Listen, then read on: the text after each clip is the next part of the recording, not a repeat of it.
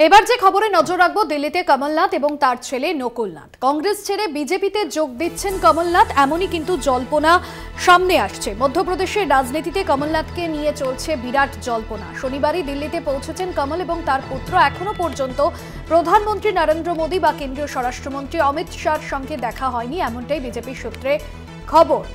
জয়ন্ত চৌধুরী আমাদের প্রতিনিধি রয়েছেন ফোন লাইনে। জয়ন্তদা, কমলনাথ তিনি রাজ্যসভায় প্রার্থী হতে চেয়েছিলেন, কিন্তু কংগ্রেস তাকে টিকিট দেয়নি। মধ্যপ্রদেশের বিধানসভা নির্বাচনে কংগ্রেসের মুখ্যমন্ত্রী মুখ ছিলেন কমলনাথ, এবং সেই জায়গা থেকে কি এই সিদ্ধান্ত, এই জল্পনা? হ্যাঁ, এটা বেশ কিছুদিন ধরেই চলছিল। কারণ কমলনাথ যদিও গান্ধী পরিবারের একবারে ঘনিষ্ঠ, এবং আজ থেকে নয়, সেই 60-এর দশক থেকে উনি ব্যক্তিগতভাবে সঞ্জয় গান্ধীর বন্ধু ছিলেন। সঞ্জয় গান্ধী হচ্ছেন ইন্দিরা গান্ধীর বড় ছেলে। এখন সেই থেকে ওদের পরিবারের সঙ্গে যুক্ত, এবং কংগ্রেসের সবসময় একটা বাড়তি গুরুত্ব পেয়ে এসছেন। সেই কমলনাথ হঠাৎ করে কেন বিদ্রোহ, এই নিয়ে নানান রকম মতামত ছিল। তার মধ্যে শেষ যেটা দেখা যাচ্ছে যে কমলনাথ, এটা সূত্রের খবর যে কমলনাথ মধ্যপ্রদেশ থেকে রাজ্যসভায় যেতে চেয়েছিলেন, কিন্তু তাকে টিকিট দেওয়া হয়নি।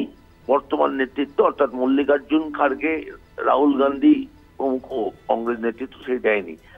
এবং সে শুধু নয়, তার ছেলেও নকুলনাথ, সেও কিন্তু সাংসদ। সম্প্রতি তার সোশ্যাল মিডিয়াতেও তিনি তার কংগ্রেস পরিচয়টাকে মুছে দিয়েছেন। দেওয়ার ফলে আরো সন্দেহ দেখা দিয়েছে যে ওনারা কংগ্রেস ছাড়ছেন। বিজেপিতে যোগ দেবেন কিনা বোঝা যাচ্ছে না, কারণ বিজেপিতে সরাসরি যোগ দিতে গেলে বিজেপির মধ্যে ইতিমধ্যে বিদ্রোহ দেখা দিয়েছে। দিল্লি এবং পাঞ্জাব বিজেপিতে তারা কেন্দ্রীয় নেতৃত্বকে জানিয়ে দিয়েছে যে কমলনাথকে নেওয়া যাবে না।